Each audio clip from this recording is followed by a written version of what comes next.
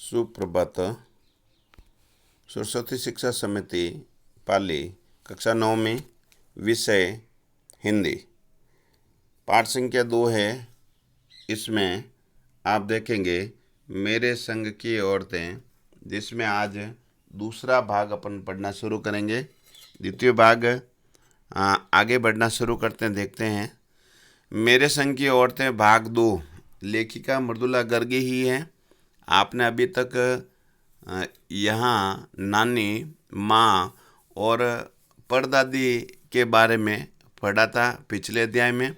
आज अपन थोड़ा आगे बढ़ना शुरू करते हैं, जिसमें कुछ कठिन शब्द आएंगे, जैसे दुर्योग, बुरा प्रभाव, भला मानुष, तर्कार्थ, कारण, मीराक इन मानसिक एक बीमारी, मोहलत इन फुर्सत देना, गड़बड़ होना नहीं आपस में घुलना, आड़े आना, बाधा डालना, पोंगा पंगी ढोंग करने वाला, घरगुस्सू घर में घुसा रहने वाला, फॉरिंग आजकल कहते हैं तो फारिंग हो गए निश्चित, तरबतर पसीने से तरबतर, रुतबा ओहदा, शान, कुतर्क यानी अनुचित तर्क, शागिर्दी निशिष्य, कगार किनारा, प्रयोजन उद्देश्य। अब अपन पाठ को पढ़ना शुरू करते हैं। लेखिका के घर का वातावरण। लेखिका के घर में सभी को निजी स्तर पर अपने अपने तरीके से काम करने और जीवन जीने की छूट थी। कोई किसी की चिट्ठी विट्ठी पढ़ता नहीं, खोलता नहीं था, ना किसी के बारे में कोई जानकारी रखता था क्या लिखा है। इन्हीं सब कारणों को लेकर 3 भाई बहन लेखन के क्षेत्र में प्रवेश कर गए थे। अब अपन पढ़ना शुरू करते हैं कि जब देश की आज़ादी हुई उस समय लेखिका के साथ में क्या हुआ था कि 15 अगस्त 1947 को जब देश को आज़ादी मिली, तो यह कहना चाहिए कि जब देश आज़ादी पाने के लिए जश्न जब मनाया गया, तो दुर्योग से उस समय लेखिका बीमार थी और टाइफाइड का खासा जानलेवा रोग माना जाता था। इसलिए मेरे तमाम रोने धोने के बावजूद डॉक्टर ने मुझे इंडिया गेट जाकर जश्न में शिरकत करने की इजाज़त नहीं दी। चूँकि डॉक्टर अपने नाना के परम मित्र थे और उनसे ज़्यादा नाना थे, इसलिए हमारे पिताजी जो बात पर सत्ताधारियों से लड़ते फिरते थे, चुप्पी साध गए। मैं बदस्तूर रोती कल्पाती रही।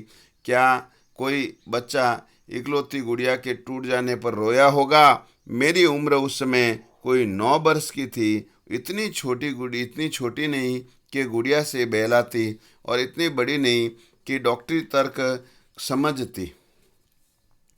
तंग आकर पिताजी ने मुझे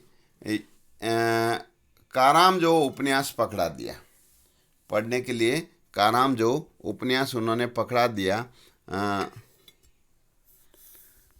किताबें पढ़ने का मुझ में मिराक था। सो कुछ देर बाद मैंने पिताजी को छोड़कर घर के बाकी सभी लोग प्राणी पलायन कर चुके थे। पिताजी दूसरे कमरे में बैठे अपनी किताब पढ़ रहे थे। रोना दौड़ छोड़कर मैंने भी किताब खोल ली। एक बार शुरू कर लेने पर उससे मुझे इतनी ही मोहलत नहीं दी कि दोबारा रोना शुरू करूं और कोई काम को पकड़ूं। वक्त ब्रदर्स कारामजो जो मुझे देने में क्या तुक थी, मेरी समझ में नहीं आया। किताब कितनी समझ में आई अब वह तक नहीं जानती, क्योंकि उसके बाद इतनी बार पढ़ी कि सारे पाठ आपस में गड़मड़ हो गए। कितना पहली बार मैं पल्ले पड़ा, कितना बाद में कहना मुश्किल है, पर इतना विश्वास के साथ कह सकती हूँ कि उसका एक अध्याय जो बच्चों पर होने वाले अनाचार अत्याचार पर था, मुझे पहली बार ही लगभग कंठस्थ हो गया। और उसी का लेखिका कहती हैं कि मेरे लेखन पर बहुत महत्वपूर्ण प्रभाव पड़ा। जैसे उनकी कई रचनाएं आप देखोगे, रचना में जैसे जादू का कालीन, मेरे नाटक, 3 किलो की छोकरी आदि, कट गुलाब जैसे उपन्यास के कई अंशों में भी इनका प्रभाव आपको देखने के लिए मिल जाता है। अब लेखिका और घर के माहौल के बारे में बात करते हैं। माँ जी की मनस का असर रहा होगा कि मैं ही नहीं, चारों बहनें लड़की होने के नाते किसी हीन भावना का शिकार नहीं हुई, और नानी और माँ और परदादी की परंपरा को बरकरार रखते हुए लीक पर चलने से भी इनकार किए रही। पहली लड़की जिसके लिए मन्नत मांगी गई वह मैं नहीं, मेरी बड़ी बहन मंजुल भगत थी। अब देखना, इनके घर का नाम बाहर का नाम अलग रहेगा।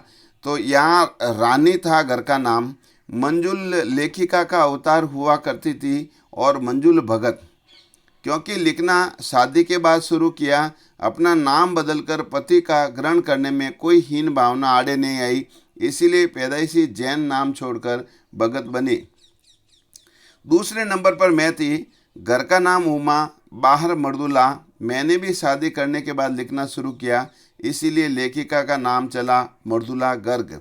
मुझे याद है जब लिखना शुरू किया, और उससे कुछ पहले नारीवाद का चलन हुआ था कि शादी के बाद नाम न बदलने का रिवाज उसी ने चलाया था।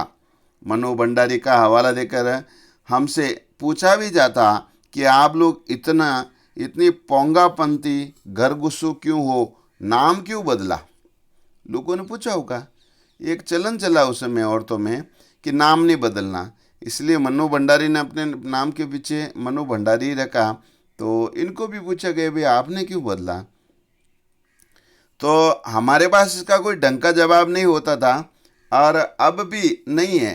पर नाम बदलने से क्या, अपने व्यक्तित्व को कोई नुकसान होते मैंने नहीं देखा। पूछने पर पिताजी से लोग ये भी पूछते, अरे आपके 5 बेटियां हैं, से भी आपका मन नहीं भरा, हर बेटी के 2 नाम रख छोड़े। मुझसे छोटी बहन, घर का नाम गौरी, बाहर का नाम चित्रा, वो लिखती नहीं। वो कहती है वो इसलिए नहीं लिखती क्योंकि घर में कोई पढ़ने वाला भी तो चाहिए। भाई घर के अंदर कोई न कोई तो पढ़ने वाला भी तो चाहिए ना। तो इसी के कारण वो कहती मैं तो पढ़ने का काम करूँगा। बाद में जो लेखिका के चौथी और पांचवी पापा जी की जो बेटियां हुई, पिताजी ने इस बात जमाने की बात सुनी और उनका एक एक नाम ही रखा। तो जो छोटी बेटी हैं उनका नाम अंत में उन्होंने एक एक नाम ही रखा, छोटी रेणु और अचला। ठीक है, 2 हैं बहनें। पीछे वाली का एक भाई है राजीव। कहते हैं अचला और राजीव भी लेखन से बचे रहे, 2 बहनें ही लेखन से बची रही। अचला और राजीव भी फिर भी उसमें जा फंसे। अचला मुझसे 8 साल छोटी थी और वक्त बदलाव की लाज रखते हुए अंग्रेजी में लिखती है, और राजीव फिर भी हिंदी के हवाले हो गया। अब लेखिका कहती है हम 4 लिखते हैं, हमारे ख़ानदान में हम 5 में से 4 लिखते हैं, और तमाम ख़ानदान हमें पढ़ता है, ससुराल में कोई मुझे नहीं पढ़ता है। इस तथ्य को हजम करने के बाद में मुझे काफ़ी वक्त लगा, क्योंकि उसके फ़ायदे भी नज़र आए। कम से कम घर के भीतर ही मुझे हिंदी की आलोचना और बुद्धि से 2-4 होना नहीं पड़ता है। खैर, अब मैं उन अदेवियों की बात करना चाहती हूँ जो परदादी की मन्नत के नतीजन इस धरती पर आई थी और लेखक नहीं बनी। जो बनी हैं उन्हें सांस लेने की ज़रूरत कुछ ज़्यादा हो सकती है। समझ में आता है, पिताजी ने एक बार मंजुल से कहा कि कोई दम नहीं घुटता, सांस लेने की ज़रूरत ही ज़्यादा है। पर यहाँ तो हम शेर तो गैर लेखिका बहनें 1.25 शेर निकली। चौथे नंबर वाली रेणु का आलम तो यह था कि गर्मी की दोपहर में जब स्कूल से वापसी पर जब वो गाड़ी उसे छोटी बहन के साथ अचला को बस अड्डे से लेने जाती, तो रेणु उसमें बैठने से इनकार कर देती, और उसका कहना था कि यूं थोड़ा सा रास्ता गाड़ी में बैठकर तय करना ये तो सामंत शाही का प्रतीक है। और इसके साथ में पिताजी का अतिरिक्त लाड प्यार भी था। अब उसकी 1-2 बातें और बताते हैं कि एक बार उसको सच बोलने के लिए वो माँ से भी आगे थी। बचपन में किसी ने चुनौती दे दी, तो उसमें सेना के जनरल जो थिमैया थे उनको उसने पत्र लिखा और उनका फ़ोटो मंगवा दिया, चित्र मंगवा दिया, जो एक मोटरसाइकिल का जवान आकर उनको हाथ में दे जाते हैं। तो पड़ोस में उसका रुतबा और भी बढ़ गया। अब एक बार की बात है कि जैसे स्कूल तो उसने पास कर लिया, जब बीए का इंतजाम देने की बारी आई तो अड़ गई। पहले मुझे ये समझाओ कि बीए करना क्यों ज़रूरी है, तब मैं इम्तिहान दूंगी। अगर मुझे यकीन आ गया या कोई फ़ायदा लगा, वरना हमारे इस तरह के तर्क दिए तो माँ जी ने कहा पिताजी से पूछो। पिताजी ने कहा नौकरी कर पाओगे, शादी कर पाओगे, लोग इज्जत से देखेंगे वगैरह वगैरह। लेकिन कोई तर्क विश्वसनीय लगा, न रेणु को न खुद को। आखिर उसी कुतर्क का सहारा लिया जो युगों से माँ बाप के काम आता रहा है कि बीए करो, मैं कहता हूँ इसीलिए करो। रेणु ने बीए तो कर लिया, सिर्फ पिताजी की खुशी के लिए, यानी पास होने लायक नंबर ला। सच बोलने में वो माँ से 2 कदम आगे थी और कई बार इसीलिए लोग मजाक करते थे, सोचते थे कि ये तो मजाक करिए, लेकिन आज भी कहते हैं उसको कोई इत्र भेंट करता है, इसीलिए वो बिना मेहनत के वो लोगों को हंसाए रख लेती थी। आज भी कोई उसको इत्र भेंट करता है तो वो कहती है नहीं चाहिए, वो कहती है नहीं चाहिए, मैं तो रोज़ नहाती हूँ। बढ़ते हैं आगे। तीसरे नंबर पर बहन है चित्रा। वो भी एक दबंग किस्म की थी। अब देखना उसकी भी कहानी बड़ी दिलचस्प है कि वो औरों के पढ़ाने में ज़्यादा रहती थी। कॉलेज तो जाती थी लेकिन वो औरों के पढ़ाने में और ज़्यादा ध्यान देती थी। इसीलिए इम्तिहान में उसके कम अंक और उसके शागिर्दों के अंक ज़्यादा आते थे। पर अपने यहाँ सब चलता है। उसकी शादी का वक्त आया तो उसने कहते हैं शादी का वक्त आया तो उसने एक वक्त में ही सीधा ऐलान कर दिया, लड़का नज़र में पसंद आने में ऐलान कर दिया कि शादी करेगी तो उसी से। मुश्किल ये थी कि हमारे माँ बाप ही नहीं, खुद लड़का भी ये निर्णय से वाकिफ नहीं था। उसका कहना था कि वह सोच लेती है तो करके रहती है और उसकी शादी उसी लड़के से हुई। कोई मुश्किल पेश नहीं आई। आती भी क्यों? उसने तो कह दिया कि मैंने पहले ही बतला दिया है, मैं जो सोच लेती हूँ वो होकर रहता है। तो पहली मुलाकात में ही लड़के ने बेचारे ने हथियार डाल दिए, तो उससे बात आगे नहीं खींची और पहली मुलाकात में क्योंकि हथियार डाल दिए थे। अब अपन आगे बढ़ना शुरू करते हैं, जिसमें देखते हैं हमें सबसे छोटी बहन अचला, जो काफ़ी दिनों तक कुछ कम खिसकी हुई मालूम पड़ती थी। अभी तक आप जो पढ़ रहे हैं सारे खिसके हुए लोगों के बारे में जानकारी ले रहे हैं। तो पहले पिताजी का कहना मानकर पहले उसने अर्थशास्त्र किया, फिर पत्रकारिता में दाखिला लिया और ढंग से पढ़ाई करके पास भी हो जाती है। फिर पिताजी की पसंद से शादी भी कर लेती है, पर उसके आगे लीक पर नहीं चल पाई। घर बार में ज़्यादा मन नहीं रुचा और वो भी मंजुल और मर्दुला गर्ग की तरह लिखने लग जाती है। अचला की उम्र 30 वर्ष के पार करते ही वो लिखने का रोग उसको लग गया। एक बात हम में से एक सी रही कि घर बार को परंपरागत तरीके से हमने भले ही न चलाए हो, लेकिन उसे तोड़ा नहीं। शादी एक बार की है, उसे कायम रखा। हम सभी विश्वास करती है कि मर्दों के बदलने से कोई प्रयोजन सिद्ध नहीं होता है। तो इस तरह इन तीनों बहनों की ये दिनचर्या के बारे में आपने जाना। और अब आगे लेखिका का योगदान और वो अंतिम चरण में रहेगा।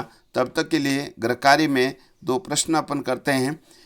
पहला प्रश्न है कि छोटी बहन रेणु स्कूल वापसी में गाड़ी में बैठने से इनकार क्यों कर देती? वह गाड़ी में बैठना जमींदारों की तरह दिखावा करना मानती थी, सामंतशाही उसमें झलकती थी। उसका मानना है कि इसमें सामंतशाही की झलक आती है, इसीलिए उसने गाड़ी में बैठना मना कर लिया। लेखिका और उसकी बहन के घर के नाम क्या थे? तो बड़ी बहन मंजुला भगत, घर का नाम था रानी। दूसरा मर्दुला गर्ग, जो मर्दुला थी उसका घर का नाम था उमा। तीसरी बहन चित्रा, घर का नाम था गौरी। और छोटी बहनें जो दोनों थी रेणु और अचला, उनके नाम एक एक ही रखे गए थे। धन्यवाद।